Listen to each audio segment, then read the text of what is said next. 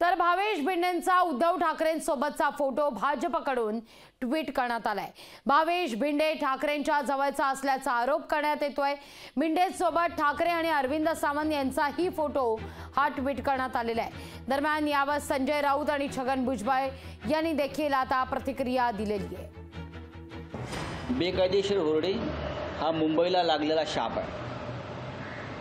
गेल्या 2.5-3 वर्षापासून कोणाचंही राज्य नाही, ना शिवसेनेचं ना कोणाचं। भारतीय जनता पक्ष, शिंदे गट हे प्रशासनाच्या माध्यमातून राज्य करत आहे। त्याच्यामुळे कालच्या अपघाताला आणि मृत्यूला हेच जबाबदार।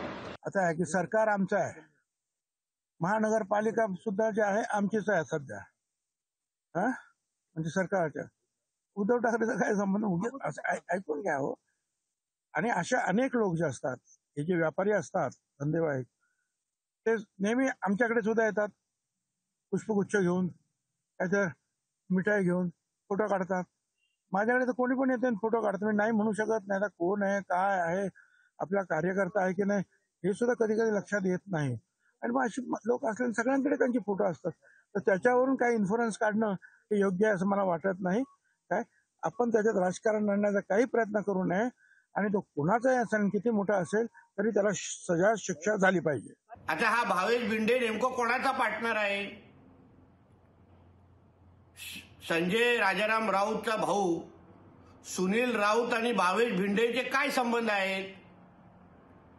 या भावेश भिंडेला सुनील राऊत मातोश्रीकडे जाऊन उद्धव ठाकरे बरोबर काढला होता का?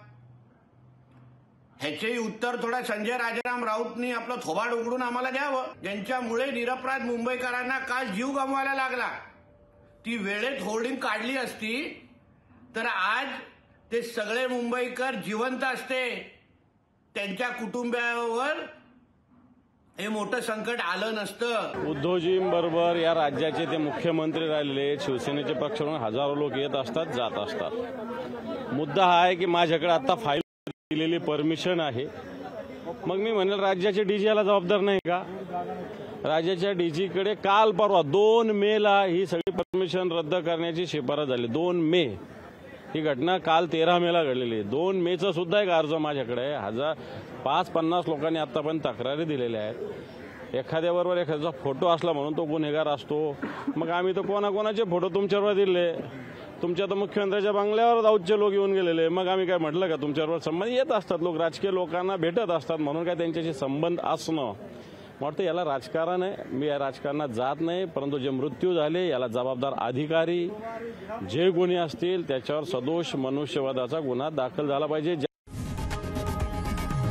लोकशाही मराठी ऐका, पहा, जागरूक रहा।